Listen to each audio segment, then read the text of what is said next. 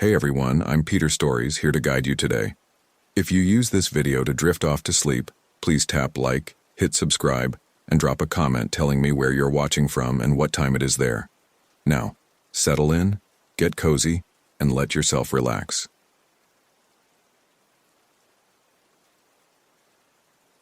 Three in the morning. It's always 3 in the morning when I wake up hearing those sounds again. My new house is over 1,000 miles from Olympic National Park, but still, I still hear them. My wife says they're just nightmares. She wasn't there. She didn't see what I saw that October night. My name is Silas Morrow, and I need to tell someone this story. It's been 4 years since I left my job as a forest ranger and moved from Washington to New Mexico. 4 years since I traded the dense, suffocating forests of the Pacific Northwest for the open desert where you can see for miles in every direction, where nothing can hide from you, where the silence is clean, not wrong. I was 28 when it happened, barely 18 months into my ranger career at Olympic National Park. I thought I knew everything. Fresh out of training, full of textbook knowledge about search and rescue protocols, wildlife management, emergency procedures, I could recite the manual backwards. What I couldn't do was trust my gut when it started screaming that something was fundamentally wrong. The call came in on October 15, 2021, just as the early winter storms were starting to roll in from the Pacific.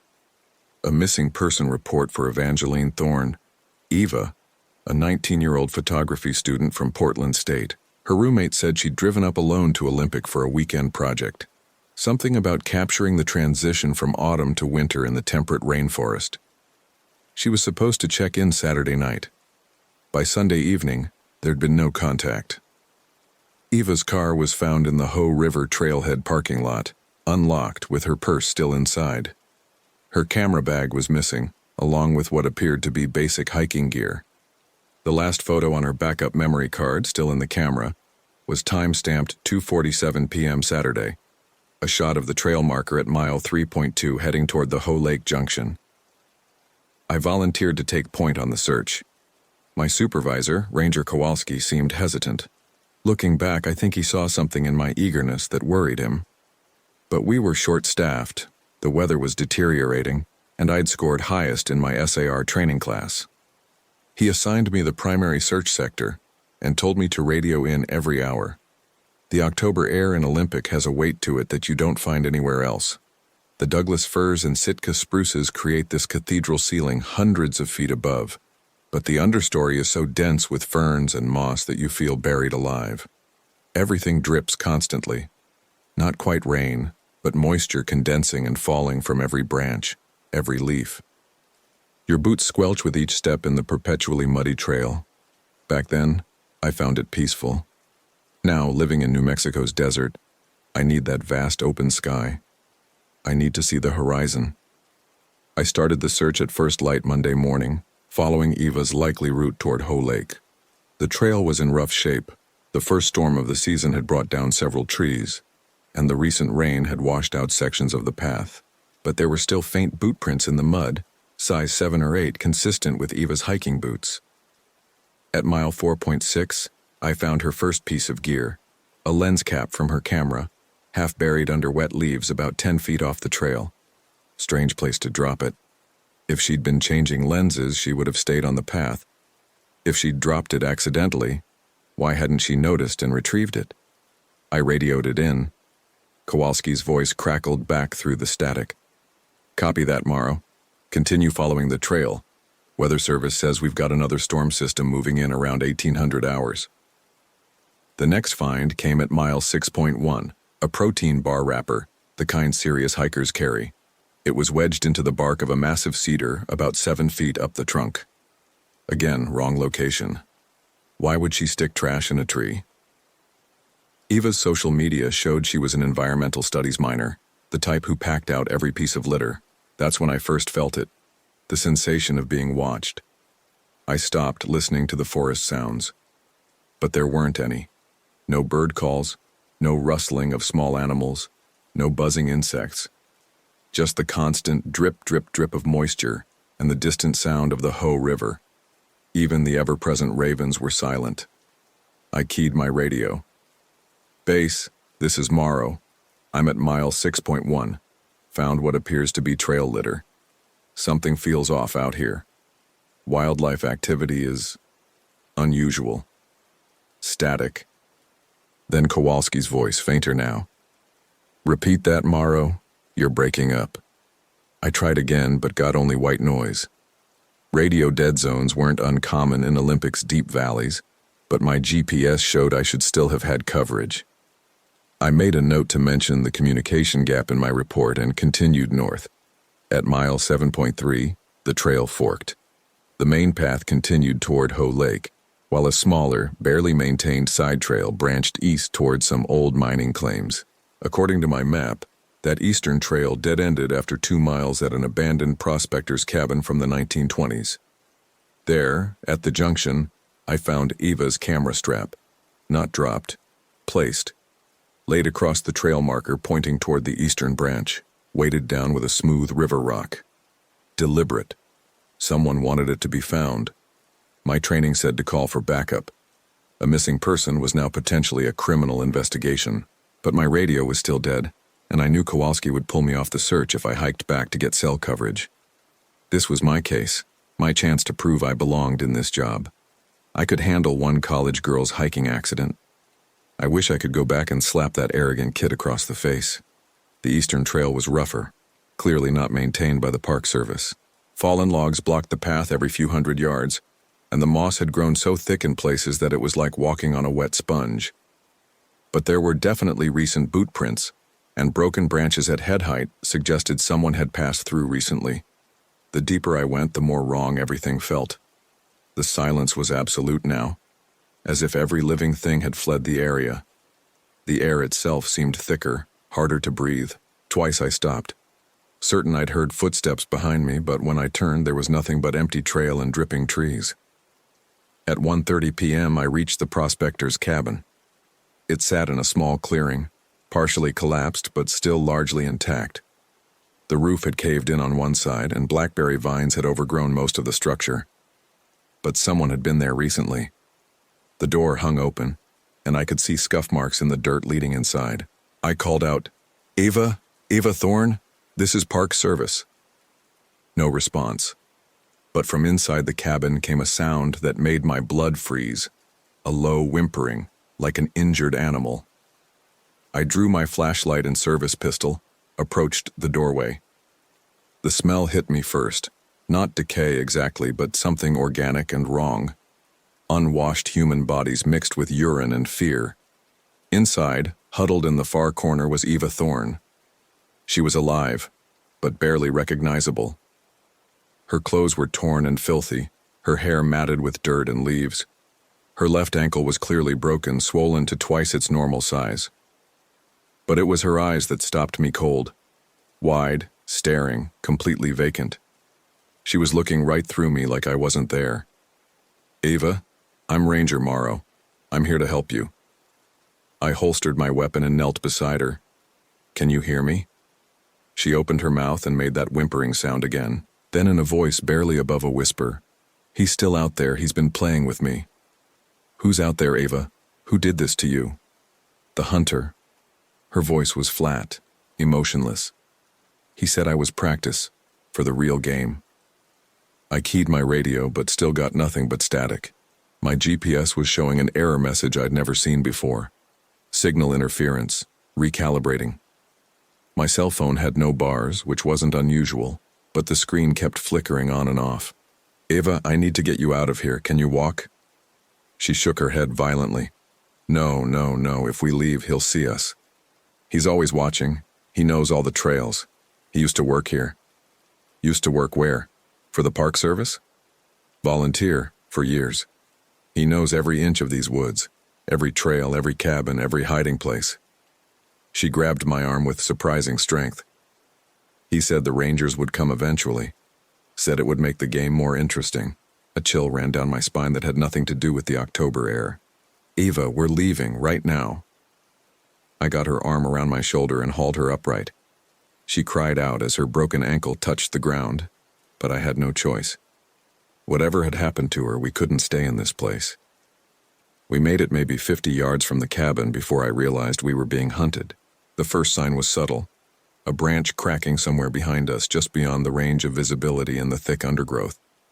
I stopped, listened. Nothing, but Eva had gone rigid against my side. "He's there," she whispered, "behind the big cedar, watching." I looked but saw only forest. Still, every instinct I had was screaming danger. I tried the radio again. Nothing. My GPS was now showing our location as somewhere in the middle of the Pacific Ocean. We continued down the trail, Eva leaning heavily on me, leaving obvious drag marks in the mud. I kept looking over my shoulder, but saw nothing except the endless cathedral of trees and the growing darkness as afternoon shadows deepened. At 3:15 p.m., we reached the first trap. A section of trail had been undermined, creating a pit about 4 feet deep and covered with branches and moss. If I hadn't been moving so slowly with Eva's injured ankle, we would have walked right into it. At the bottom were sharpened stakes, crudely made but effective. Jesus Christ. I stared at the pit, my mind racing. This wasn't random. Someone had prepared this area, turned it into a hunting ground. Eva started laughing, a broken, hysterical sound. He told me about the traps, said they weren't for me, said they were for whoever came looking. I helped her around the pit and continued down the trail, but now I was examining every step, every shadow. How many other traps were there? How long had this psychopath been preparing? The second trap was more sophisticated, a tripwire connected to a deadfall, designed to drop a massive log across the trail. I spotted the wire just in time, stepping over it carefully and helping Eva do the same. "He's military," Eva said suddenly. Or was. He told me about Afghanistan, about hunting insurgents in the mountains. Said this was better because the prey was more challenging. "Did you see him? Can you describe him?" "Tall, thin, maybe 50 years old, moves like a ghost through the trees, and his eyes..." She shuddered. "His eyes are dead, like looking at a shark." By 4 p.m., the storm Kowalski had warned about was arriving. The wind picked up, sending showers of wet leaves cascading down from the canopy. The temperature dropped 10 degrees in as many minutes, and somewhere behind us, barely audible over the storm sounds, came the unmistakable sound of someone following our trail. I tried to move faster, but Eva's ankle was getting worse. She was leaving a blood trail now, and I could hear her breathing becoming labored. At this pace, we'd never make it back to the main trail before dark. That's when I heard the voice. Ranger Morrow. The call came from somewhere off to our left, maybe 100 yards away. Male voice, calm and controlled. "I know you can hear me." I froze, pulling Eva behind a massive Douglas fir. My hand went to my service weapon. "You're doing well, Ranger. Better than I expected from someone so new.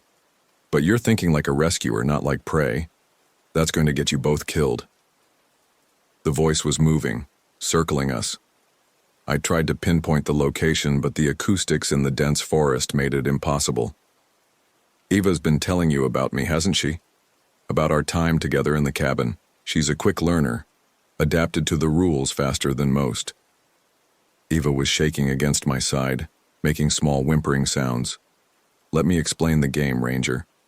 You have 3 choices. 1, leave the girl and walk away. I'll give you a 5-minute head start and you'll never see me again. 2, try to carry her out. You'll both die, but at least you'll die trying to be a hero. 3, stay right where you are and make your stand. Fight me here, one-on-one. Winner takes all." I keyed my radio, hoping against hope for some miracle of communication. Nothing but static. "Your equipment isn't going to help you," the voice continued, now coming from a different direction. "I've been jamming your signals since you entered my territory. GPS spoofing, radio interference, cell blocking. Amazing what you can buy online these days." My GPS was now showing our location as somewhere in Nevada. My cell phone had died completely, the screen black and unresponsive. "You have 30 seconds to decide, Ranger Morrow. After that, the game begins whether you want to play or not." I looked at Eva, saw the terror in her eyes. Whatever this maniac had done to her, Whatever psychological torture he'd inflicted, I couldn't leave her, and I couldn't outrun him while carrying an injured person through terrain he knew better than I knew my own backyard. That left option 3. "Ava," I whispered, "I need you to hide. Get behind those fallen logs over there and don't move, don't make a sound no matter what happens." She nodded, understanding. As quietly as possible, she crawled behind a massive deadfall about 20 feet away. I stepped out from behind the tree, weapon drawn. "All right, you sick bastard, let's play." Silence. Then, from directly ahead of me, "Smart choice, Ranger. Now we find out what you're really made of." He emerged from the tree line like a ghost, exactly as Eva had described. Tall, maybe 6'2", lean but muscular, dressed in military-style camouflage that blended perfectly with the forest. His face was weathered, scarred, with those dead shark eyes Eva had mentioned. He carried what looked like a military-issued compound bow, an arrow already nocked. "Name's Barrett," he said conversationally, as if we were meeting at a coffee shop. "Marcus Barrett. I volunteered here for 8 years before they let me go. Personality conflict with the permanent staff. You're under arrest for kidnapping and assault," I said, keeping my weapon trained on his center mass. "Drop the bow and get on the ground." He laughed, a sound like breaking glass. "Ranger, you're 25 miles from the nearest backup, in terrain I've been studying for almost a decade. Your communications are jammed, your navigation is compromised, and you're responsible for protecting an injured civilian. What exactly do you think is going to happen here?" He had a point, but I was trained for this, at least in theory. De-escalation, tactical positioning, use of force protocols. I could handle one unstable individual. "Just drop the weapon, Barrett. We can walk out of here together, get you the help you need." "Help?" His expression shifted, became genuinely curious. "Ranger, I don't need help. For the first time in my life, I'm exactly where I belong, doing exactly what I was born to do. 3 tours in Afghanistan taught me that I'm a hunter, a predator. The army tried to civilize me, make me follow rules and protocols.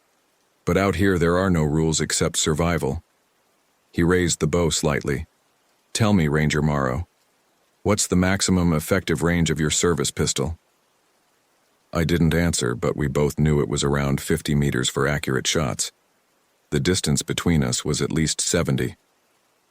"Compound bow's effective range is over 200 meters in the right hands, and I've got very good hands." He drew the bow back in one smooth motion. The arrow was pointed directly at my chest. "Here's what's going to happen. I'm going to count to 3. You're going to run. I'm going to hunt you through these woods until I get bored, or you get dead. The girl stays as a trophy either way." "Like hell." I dove to the left just as he released the arrow. It whistled past my ear, close enough that I felt the fletching brush my cheek. I rolled behind a tree and came up firing, 3 quick shots center mass. Barrett was already gone. The next 2 hours were the longest of my life. Barrett had turned the forest into his personal killing ground, and I was playing by his rules whether I wanted to or not. He had all the advantages: knowledge of terrain, superior weaponry for forest combat, and no injured civilian to protect. But I had 2 things he didn't expect: desperation and just enough luck to stay alive. He tried to flush me out with a series of hit-and-run attacks, arrows appearing from different directions, forcing me to constantly move and reposition. My return fire was ineffective. By the time I'd identified his location, he was already gone. The storm was getting worse, turning the forest floor into a muddy swamp and reducing visibility to maybe 30 feet. The temperature had dropped another 10 degrees, and Eva was showing signs of hypothermia when I checked on her during a brief lull in the action. "He's playing with us," she whispered through chattering teeth, "like a cat with mice. He could have killed us both by now." She was right. Barrett was enjoying this, extending the hunt for his own amusement, which meant he was making mistakes, taking unnecessary risks for the thrill of it. At 6:30 p.m., as full darkness fell over the forest, Barrett made his first major error. I'd been pinned behind a fallen log for 20 minutes, unable to move without exposing myself to his bow. Eva was hypothermic and semi-conscious, and I was running low on ammunition. In another hour or 2, the cold would do Barrett's work for him, Then I heard it, the unmistakable sound of someone stepping on a branch directly behind my position. Barrett had gotten overconfident, tried to circle around for a kill shot and given away his location. I spun around and fired twice before he could react. The first shot went wide, but the second caught him in the left shoulder, spinning him around and sending his bow flying into the darkness. He recovered faster than should have been possible, drawing a combat knife and lunging toward me. But desperation made me quicker. I put 2 more rounds center mass and Marcus Barrett finally went down for good. The silence that followed was deafening. After hours of cat and mouse through the forest, the absence of imminent death felt surreal. I stood over Barrett's body, shaking with adrenaline and cold, hardly believing it was over. That's when I heard Eva screaming. I spun around to find her thrashing against something in the darkness, a wire snare around her ankle, connected to what looked like an improvised alarm system. Barrett's final trap, triggered by her movement during the firefight. But it wasn't just an alarm. As I watched in horror, the wire began to tighten, cutting into her leg. Barrett had rigged a mechanical tourniquet, designed to slowly strangle or amputate whatever got caught in it. I rushed over with my knife, cutting through the wire just as it began to draw blood. Eva collapsed, sobbing with relief and pain and shock. "It's over," I told her, and myself. "It's over. He's dead." I was wrong. When I turned back to where Barrett had fallen, the body was gone. Only a dark stain in the mud and a blood trail leading off into the forest. I followed the trail for maybe 50 feet before it simply vanished, as if Barrett had dematerialized into the night. But I could hear him out there somewhere in the darkness laughing. "Good shot, Ranger." The voice came from everywhere and nowhere, echoing off the trees. "You're better than I thought, but the game's not over yet." I grabbed Eva and started moving, crashing through the underbrush toward what I hoped was the main trail. Barrett could be anywhere, and wounded predators are the most dangerous kind. We stumbled through the forest for another 3 hours, Eva semi-conscious and me navigating by pure instinct. Every shadow could hide Barrett. Every sound could be his footsteps. My remaining ammunition felt like nothing against the vast darkness surrounding us. At 11:47 p.m., we finally reached the main trail. My radio crackled to life as we moved out of Barrett's jamming range. "Morrow, do you copy?" "Ranger Morrow, this is Base. Please respond." "Base, this is Morrow." My voice was hoarse from yelling and exhaustion. "I have the missing person. We need immediate medical evacuation and law enforcement backup. We have a hostile subject in the area, armed and dangerous." The evacuation team found us at the trailhead 40 minutes later. Eva was rushed to the hospital with severe hypothermia, a broken ankle, and what the doctors delicately called psychological trauma. She recovered physically, but never spoke publicly about what happened in that cabin. Last I heard, she'd transferred to a school in Arizona and changed her major to computer science, something that could be done entirely indoors. They never found Marcus Barrett. The FBI investigation turned up his real identity: Marcus Barrett, 52, former Army Ranger with 3 tours in Afghanistan. Discharged for conduct unbecoming, after an incident involving civilian casualties. He'd been volunteering at Olympic National Park for 8 years under a false identity, using forged references and a fake background check. They found his camp, a sophisticated survival setup hidden in an unmapped cave system about 5 miles from the prospector's cabin.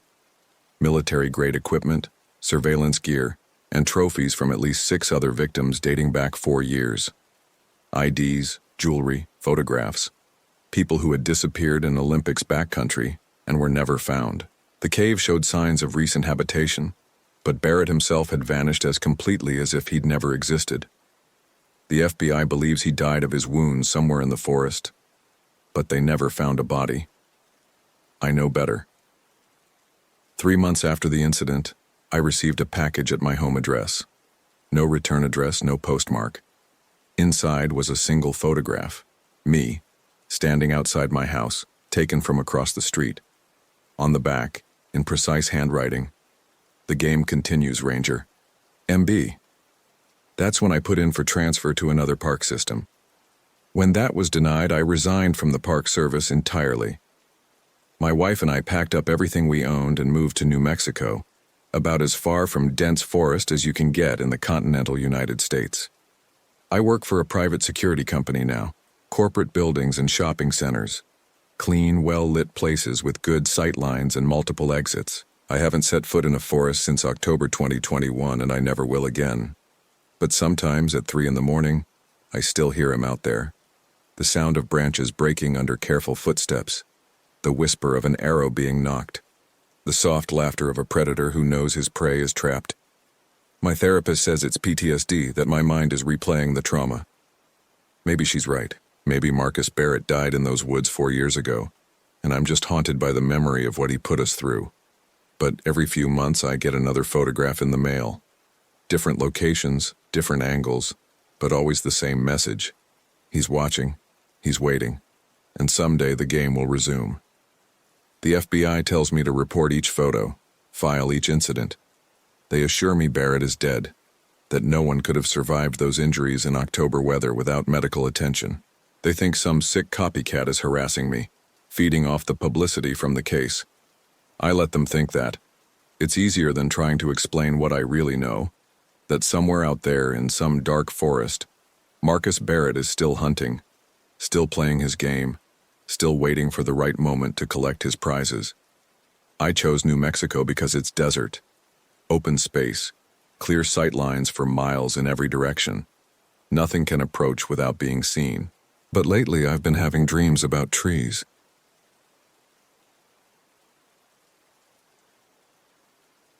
Three in the morning. It's always 3 in the morning when I wake up hearing those sounds again. My new house is over 1,000 miles from Olympic National Park, but still, I still hear them. The sound of branches snapping in a pattern too deliberate to be natural. The wet thud of something heavy hitting moss-covered ground. My wife says they're just nightmares. She wasn't there. She didn't see what I saw that October night when everything I thought I knew about predators was turned upside down. My name is Garrett Holbrook. I was a forest ranger for 8 years before I moved here to Arizona. People ask me why I left the Pacific Northwest for the desert, and I tell them I needed a change of scenery. That's not the whole truth. The whole truth is that I can't stand the sound of rain on leaves anymore. I can't handle the smell of moss and decay that comes with autumn in a temperate rainforest, and I sure as hell can't sleep when the wind moves through trees the way it does back there. I've been thinking about telling this story for 3 years now. My therapist says it might help. My wife thinks I should let sleeping dogs lie. But what happened to Vera Blackwood, what happened to all of us that October, it needs to be told. Maybe someone else has been through something similar. Maybe someone needs to know that the worst predators in any wilderness aren't the ones with claws and fangs. It was October 15th, 2021, when we got the call about a missing hiker in the Hoh Rainforest section of Olympic National Park. Nothing unusual there. We get dozens of those calls every autumn when the rain starts and visibility drops to maybe 20 feet in some areas. People underestimate how easy it is to get turned around when every tree looks the same, and every trail seems to loop back on itself. But Vera Blackwood wasn't just any hiker. I was working out of the Hoh Ranger Station that season, my usual post for the past 4 years. The call came in around 2 p.m. from her research advisor at the University of Washington, Dr. Vera Blackwood, 28 years old, marine biologist specializing in old-growth forest ecosystems. She'd been conducting unauthorized research in the park, something about mycorrhizal networks in century-old Douglas firs. Her advisor hadn't heard from her in 3 days, which was unusual because she checked in religiously every evening via satellite phone. The thing that bothered me right away was the timing. Vera had told her advisor she was heading into the deeper sections of the Hoh River Valley, areas that weren't on any official trail map. She was experienced, had permits for solo research in remote areas before, but she'd chosen the worst possible time. The October rains had started early that year, and the river was running higher than usual. Fog would roll in by 4 p.m. and wouldn't lift until nearly noon the next day. I coordinated with my partner, Dale Morrison, and we planned to start the search at dawn the following day. Dale had been working these forests for 12 years, knew every game trail and seasonal creek. If anyone could track Vera's route, it was him.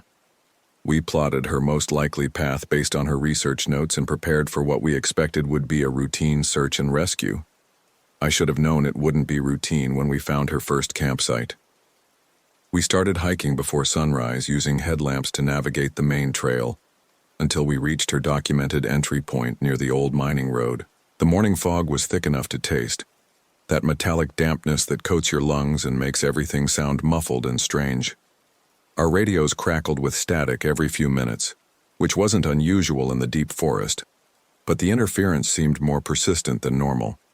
Vera's first campsite was about 3 miles in, exactly where her GPS log said it should be. But something was wrong with the scene. Her tent was still standing, perfectly pitched and staked down, but it was empty. Not just empty, cleaned out. No sleeping bag, no research equipment, no personal items. Just an empty tent that looked like it had been professionally staged. Dale found her boots about 50 yards away, placed neatly side by side next to a massive cedar tree. Not dropped, not kicked off. Placed. The laces were still tied. There were no footprints around them, no sign of a struggle. It was like someone had carefully positioned them there and then swept away any trace of how they'd gotten there. "This doesn't make sense," Dale said, kneeling beside the boots. He'd been doing this long enough to know the difference between someone who got lost and someone who encountered trouble. She wouldn't have changed shoes out here. Ground's too rough, too wet. I was examining the tent when I found the first note. It was tucked into the mesh pocket inside the tent flap, written on a page torn from what looked like a field notebook. Day 2. Something is following me, not an animal. Animals don't move like this. Going deeper. If you find this, check the old creek bed 2 miles northwest. V. The handwriting was shaky, hurried. The paper was dry despite the humidity, which meant it had been protected somehow. But what bothered me most was the date. According to her advisor, Vera had only been missing for 3 days. This note was dated 5 days ago. We radioed in our findings and were told to continue the search. Standard protocol said we should establish a perimeter and wait for additional personnel. But the weather was getting worse. If Vera was injured and exposed, time was critical. That's when the equipment started acting up. My GPS unit began showing impossible coordinates, readings that placed us sometimes in Canada, sometimes in the middle of the Pacific Ocean. Dale's compass needle swung wildly between magnetic north and what appeared to be random directions. Our radios worked fine when we tested them at the campsite, but the moment we moved more than 100 yards apart, all we got was static, and what sounded like distant voices speaking in frequencies too low to understand. "Probably the storm system moving in," Dale said, but I could hear the uncertainty in his voice. He'd worked in these conditions before. Equipment problems weren't uncommon, but having everything malfunction simultaneously was. We followed what we thought was Vera's trail northwest toward the creek bed mentioned in her note. The forest here was different from the main trail areas. Older, darker, with trees so massive and closely spaced that the canopy blocked most of the sky. The understory was thick with ferns and devil's club, making it impossible to see more than a few feet in any direction. That's when we started hearing the sounds. At first, it was just branches breaking, the kind of sharp crack that happens when something large moves through the forest. But the timing was wrong. The sounds came in patterns. 3 quick snaps, pause, 2 longer breaks, pause, then silence. Dale and I stopped every time we heard it, but we never saw what was causing it. Then came the calls. "Help! Please, someone help!" The voice was female, distant, echoing through the trees from what seemed like multiple directions. It could have been Vera. The voice was high, desperate, exactly what you'd expect from someone who'd been lost in the forest for days. "This way," Dale said, heading toward what sounded like the loudest source of the calls. But as we moved through the undergrowth, the voice seemed to move with us, always just beyond the next cluster of trees, always 50 yards ahead. And there was something else, something that made the hair on the back of my neck stand up. The voice was too consistent. People who are genuinely lost and desperate don't call for help with perfect diction and volume. Their voices crack. They get hoarse. They pause to breathe. This voice never wavered. We followed the calls for over an hour, crashing through ferns and stumbling over fallen logs, always feeling like we were just about to find her. My radio squawked occasionally with what sounded like dispatch trying to reach us, but the words were too distorted to understand. It was Dale who figured it out first. "Garrett," he said, grabbing my arm as we paused to catch our breath. "Those calls, they're coming from above us." I looked up through the canopy and felt my stomach drop. The voice was coming from somewhere in the trees, maybe 40 feet up, moving from branch to branch with impossible agility. "That's not Vera," I whispered. The calls stopped. The forest went completely silent. No bird sounds, no rustling leaves, no distant creek water. Even the ever-present dripping of moisture from the canopy ceased. In 8 years of working these forests, I'd never experienced silence like that. It was the kind of quiet that makes your ears ring and your heart pound loud enough to hear. Then we heard something else. Footsteps, heavy, deliberate, circling us in a wide arc through the undergrowth, not trying to be quiet. Whoever it was wanted us to know they were there. Dale drew his service weapon, a .40 caliber Glock that was standard issue for park rangers. I did the same, my hands shaking enough that I had trouble getting a proper grip. "Federal Rangers," Dale called out. "Identify yourself." The footsteps stopped. A voice answered from the darkness between the trees. Male, calm, with the kind of measured tone that suggested military training. "You're looking for Dr. Blackwood." It wasn't a question. "Where is she?" I called back, trying to locate the source of the voice. It seemed to come from everywhere and nowhere, echoing off the massive tree trunks in a way that made it impossible to pinpoint. "She's safe, for now, but you're both in my territory now and there are rules here." Dale and I moved back to back, scanning the forest. My radio chose that moment to crackle to life with what sounded like dispatch calling our names, but the signal was so distorted it might as well have been white noise. "What do you want?" Dale asked. Laughter echoed through the trees. Not crazy laughter. Worse than that. Controlled, amused, like someone enjoying a private joke. "I want to see how good you really are, Rangers. Your Dr. Blackwood thought she was clever too. Thought her satellite phone and GPS would keep her safe. Technology doesn't work so well out here, does it?" As if to emphasize his point, my GPS unit chose that moment to die completely, the screen going black despite showing a full battery charge an hour earlier. "The old creek bed," the voice continued. 2 miles northwest, just like her note said. "She's waiting for you there, but you might want to hurry. It gets dark early this time of year and the forest gets dangerous after dark." The footsteps resumed, moving away from us through the undergrowth. Within minutes, they were gone, leaving us alone with the gradually returning sounds of the forest. "We need to call for backup," I said. But even as I spoke, I knew our radios were useless. Whatever was interfering with our equipment wasn't natural weather phenomena. Dale was already moving northwest, following his compass, the only piece of equipment that seemed to be working correctly.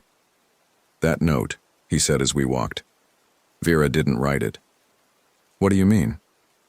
"The handwriting was too neat, too controlled, and the date was wrong. He wanted us to find it. This whole thing is a setup." I realized he was right. We weren't conducting a search and rescue anymore. We were being led somewhere, manipulated by someone who knew these forests better than we did and who had been planning this encounter for a long time. But we couldn't turn back. If there was even a chance Vera was alive, we had to try to find her. The creek bed was exactly where the note said it would be, a narrow channel carved through granite and lined with moss-covered boulders. The water was running high from recent rains, creating dozens of small waterfalls and pools. Under normal circumstances, it would have been beautiful. Now it felt like a trap. We found Vera's research equipment first. Her backpack, laptop, and sample containers were arranged in a neat line on a fallen log beside the creek. Everything was dry and undamaged, as if someone had carefully preserved it. Then we found Vera. She was sitting with her back against a large boulder about 50 yards upstream, and for a moment my heart leaped because she appeared to be alive. She was upright, her eyes were open, and she seemed to be looking right at us. But as we got closer, I realized something was horribly wrong with the scene. Vera wasn't moving. At all. Not breathing, not blinking, just sitting there with her eyes fixed on something in the distance. Her skin had the waxy gray pallor that comes with extended exposure, and her clothes were soaked through despite being positioned under an overhang that should have provided shelter. "Jesus Christ," Dale whispered. We approached carefully, weapons drawn, scanning the surrounding forest for any sign of movement. When we were close enough to touch her, I realized what we were looking at. Vera Blackwood had been dead for days, but someone had positioned her body to look like she was simply resting, had propped her up and arranged her limbs to create the illusion of life from a distance. Her research notebook was open in her lap, turned to a page covered with her handwriting. I read the final entry over Dale's shoulder. Day 6. He's not going to let me leave. Says I'm part of an experiment now. Says rangers will come looking and he wants to see how they react under pressure. My satellite phone stopped working 3 days ago. He's using some kind of signal jammer. If someone finds this, don't trust your equipment. Don't trust the voices. He's been military, knows these forests like a local. Been hunting people here for years. Uses their voices. Learns their patterns. Get out while you can. The entry ended mid-sentence, the pen trailing off into an illegible scrawl. Dale was examining Vera's body when he made a discovery that made my blood run cold. "Garrett," he said, his voice barely above a whisper. "She's still warm." That was impossible. The condition of her skin, the fixed stare, the complete lack of movement, everything indicated she'd been dead for at least 48 hours. But when I touched her arm, he was right. Her body temperature felt normal, as if she'd died within the last few hours. That's when we heard the first scream. It came from downstream, maybe a quarter-mile away. A man's voice, raw with terror and pain, echoing off the canyon walls. The scream went on for nearly 30 seconds before cutting off abruptly. "That's not possible," Dale said. "We're the only search team in this area." But even as he spoke, we heard another voice calling out from the same direction. "Rangers, over here, I found something." The voice was familiar. It sounded like mine. Dale and I stared at each other for a long moment, the implications sinking in. Whoever was hunting in these forests had been watching us, listening to us, learning our voices well enough to replicate them. "We need to get out of here," I said. "Now." But as we turned to leave, we discovered our path blocked by a series of fallen trees that definitely hadn't been there when we arrived. The logs were positioned too precisely to have fallen naturally, creating a barrier that would force us to take a much longer route back to the main trail. Our equipment chose that moment to fail completely. My flashlight died despite fresh batteries. Dale's radio emitted nothing but white noise when he tried to call for backup. Even our emergency whistle, a simple mechanical device that should have been immune to interference, produced only a weak, muffled sound that wouldn't carry more than a few dozen yards. The sun was setting, and the fog was rolling in. "This way," Dale said, pointing toward what looked like a game trail leading up the canyon wall. "If we can get to higher ground, maybe we can get a signal." But as we started climbing, we realized we were being herded.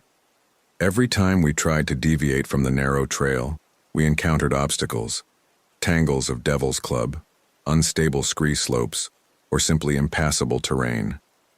The path led in only one direction, deeper into the forest, farther from any chance of rescue. The voices started again as full darkness fell. First it was Vera calling for help, her voice echoing from multiple directions simultaneously. Then it was Dale's voice, calling my name from behind us on the trail. When I turned to look, Dale was right beside me, his face pale with the same fear I was feeling. "That wasn't me," he whispered. The fake voices became more sophisticated as the night progressed.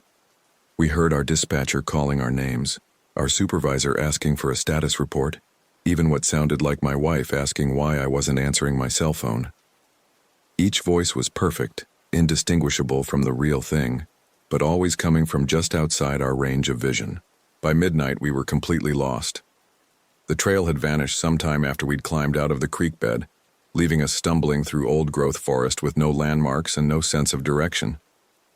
My compass needle spun wildly, pointing to a different direction every time I looked at it. The GPS unit remained dead, and our radios produced only static punctuated by occasional fragments of conversation that might have been real or might have been more psychological warfare. That's when we found the other campsite. It was hidden in a grove of massive cedar trees, invisible until we were almost on top of it. A military-style camp with a large tarp stretched between trees, several storage containers, and what looked like electronic equipment powered by car batteries. "He's been living out here," Dale said, examining the setup. "This isn't temporary. This is a base of operations." The equipment included signal jammers, radio scanners, and what appeared to be voice recording and playback devices. There were notebooks filled with observations about park ranger patrol patterns, visitor schedules, and detailed maps of the area marked with what looked like hunting routes. But it was the photographs that made me understand the true scope of what we were facing. There were dozens of them, pinned to a makeshift board between two trees. Pictures of hikers, campers, and park employees taken with a telephoto lens from concealment. Many of the photos showed people who looked lost or confused, and several were marked with red X's. Vera's picture was there, along with what looked like documentation of her daily routine during the week before she disappeared. Our pictures were there too, photos of Dale and me taken during our patrol rounds over the past several months, including some that must have been taken from positions that should have been impossible to access undetected. "He's been planning this for a long time," I said. That's when we heard the sound that still wakes me up at 3 a.m. A low whistle, barely audible, coming from the darkness just outside the circle of our flashlight beams. Not a human whistle or a bird call. Something else entirely. A sound like air being forced through wet pipes, rising and falling in a rhythm that seemed almost musical. The whistling circled us, moving through the trees with impossible stealth. We spun in place, trying to track the source, but it stayed just beyond our vision, always moving, always getting closer. Then came the voice. My voice, speaking from somewhere in the darkness. "Dale, something's wrong with Garrett. He's not acting right. I think we should split up." Dale turned to look at me, confusion and fear warring in his expression. I opened my mouth to deny saying anything, but another voice cut me off. Dale's voice, coming from the opposite direction. "Garrett's right. We need to separate. He's compromising the mission." "That's not me," we both said simultaneously, but our words were lost in the echo of our own voices speaking words we'd never said. The psychological warfare continued for hours.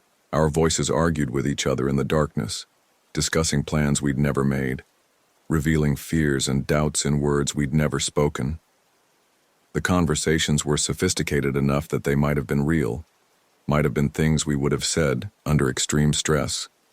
By dawn, we were barely speaking to each other, unsure what was real and what was manipulation. That's when he finally showed himself. We were sitting back to back in a small clearing, exhausted and paranoid, when a man stepped out of the forest about 20 yards away. He was tall, maybe mid-40s, with the kind of lean build that comes from years of outdoor living. His clothes were military surplus, perfectly suited for the environment, and he moved with the controlled precision of someone who'd had extensive training. "Good morning, Rangers," he said, his voice calm and conversational. "You've done better than most. Doctor, Blackwood only lasted 2 days before she started talking to herself." Dale tried to draw his weapon but discovered it was no longer in his holster. Mine was gone too, though I had no memory of losing it. "You won't need those," the man continued. "This isn't about killing you. This is about understanding human behavior under extreme stress. You're part of a long-term study." "You're insane," I said. He smiled. "I'm a researcher, just like Dr. Blackwood was. I study predator-prey relationships, specifically how humans react when they realize they're no longer at the top of the food chain. The military was very interested in my work before I went independent." He gestured to the forest around us. "This is a perfect laboratory, isolated, controlled, with subjects who have relevant training and experience. I've been conducting experiments here for 3 years. The missing hikers," Dale said. "How many people have you killed?" "Killed?" The man looked genuinely offended. "I'm not a murderer, Ranger Morrison. I'm a scientist. Most of my subjects survive the experience. They leave the forest changed, certainly, but alive. Dr. Blackwood was an exception. She had a weak heart. The stress was too much for her. He pulled out what looked like a modified tablet device. I've been recording everything. Your equipment failures, your decision-making process, your psychological deterioration. The data will be invaluable for developing new survival training protocols. Let us go, I said. We'll forget this happened. We'll report that Vera died of exposure. But you won't forget, he said. That's the point. The trauma becomes part of who you are. It changes how you see the world, how you react to perceived threats.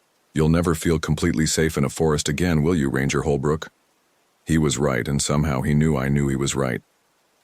The beauty of this location, he continued, is that people expect equipment to fail in remote areas. They expect to get lost, to experience psychological stress. What they don't expect is for someone to be orchestrating that stress, studying their reactions, documenting their breaking points. He showed us the tablet screen, which displayed what looked like biometric data, heart rates, stress indicators, movement patterns. You've both been wearing monitoring devices since yesterday morning, he said. Microscopic transmitters in your water bottles. I've been tracking everything. Your physical condition, your emotional state, even your sleep patterns during the brief periods when you managed to rest. I felt sick, violated in a way that went beyond physical assault. Why? Dale asked. Because someone has to understand how people really behave when everything they depend on stops working, the man said. Your training, your equipment, your procedures, they're all designed for normal circumstances. But what happens when nothing works the way it's supposed to? How do you make decisions when you can't trust your own senses? He gestured toward the forest. There's a trail about half a mile south of here that will take you back to the main road. Your vehicles are still there, and your radios will work once you're out of my interference range. You can report that Dr. Blackwood died of exposure and that you found her body in the creek bed. No one will question your story. And if we tell the truth? I asked. He smiled again, but this time there was something cold in his expression. Who would believe you? Two experienced rangers claiming they were hunted by a man who can mimic voices and disable electronic equipment? You'd be relieved of duty pending psychological evaluation. Your careers would be over. He was right again, and we all knew it. Besides, he continued, I have extensive documentation of your time here. Video footage, audio recordings, biometric data. If you try to expose me, I'll simply release evidence showing that you both suffered complete psychological breakdowns in the field.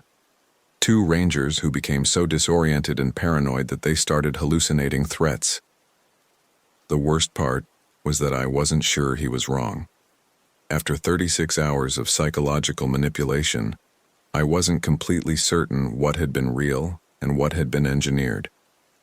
He handed us each a small device that looked like a GPS unit. These will guide you to the trail. Once you reach your vehicles, destroy them. Consider them a souvenir of your experience. As we turned to leave, he called out one final time, "Oh, and Rangers?" Dr. Blackwood's real research was quite interesting. She was studying how mycorrhizal networks allow trees to communicate with each other across vast distances. Did you know that some networks can cover thousands of acres? Information travels through those networks faster than electronic signals. The implication was clear. He'd been using the forest itself as part of his surveillance network, tapping into natural communication systems that we didn't even know existed. The trail back to our vehicles was exactly where he said it would be. Our radio started working when we were about a mile from the road, crackling to life with calls from dispatch asking for our status. We reported that Dr. Blackwood had died of exposure and that we'd recovered her body, which was technically true. The official investigation concluded that Vera Blackwood had become disoriented in the fog, fallen into the creek, and died of hypothermia. Her body showed signs of prolonged exposure, but no evidence of foul play. The case was closed within a week. Dale and I never talked about what really happened. We couldn't, not without sounding insane. Dale transferred to a ranger station in Nevada 6 months later. I lasted another year before I couldn't take it anymore. The nightmares started almost immediately. Not dreams about violence or death, but dreams about being watched, about hearing my own voice saying things I'd never said, about equipment failing at critical moments. I developed what my doctor called hypervigilance, an inability to feel safe in any environment where I couldn't see for long distances. I moved to Arizona because the desert is the opposite of the Olympic forest. Open spaces, clear sight lines, minimal places for someone to hide. The silence here is honest silence, not the oppressive quiet that comes when predators are hunting. But I still wake up at 3 a.m. hearing those sounds. My wife thinks I should go back to work in law enforcement, says my experience would be valuable for training other officers. She doesn't understand that the experience wasn't valuable. It was contamination. It changed something fundamental about how I see the world. I know there are others like him out there, people who use wilderness areas as hunting grounds, who study human behavior under extreme stress, who understand that the most effective predators are the ones who can manipulate their prey's own psychology against them. The worst part is that he was right about everything. I never feel completely safe in a forest anymore. I can't trust my own perceptions when I'm in an environment where visibility is limited. Technology that I used to depend on without question now seems fragile and unreliable. And sometimes, when I'm alone in the house and my wife is at work, I hear voices calling my name from outside. They sound exactly like people I know, my wife, my former colleagues, old friends. The voices are always coming from just beyond my line of sight, always asking me to come outside, to investigate something, to help with something. I never go, because I learned something in that forest that they don't teach in any training manual. The most dangerous predators are the ones who understand that humans are social animals. We're programmed to respond to calls for help, to investigate familiar voices, to trust our equipment and our training. Those instincts, the very things that make us human, can be turned against us by someone who understands how they work. Dr.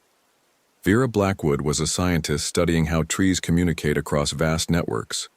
She died because she didn't realize she was being studied by someone who had learned to communicate across those same networks, someone who could use the forest itself as a weapon. I'm telling this story now because I think people need to know that wilderness isn't empty. It's not just animals and weather and natural hazards that can kill you out there. Sometimes the greatest danger is another human being who has decided that you're not a person anymore. You're just data in an experiment you never agreed to participate in. If you're planning to spend time in remote areas, remember this.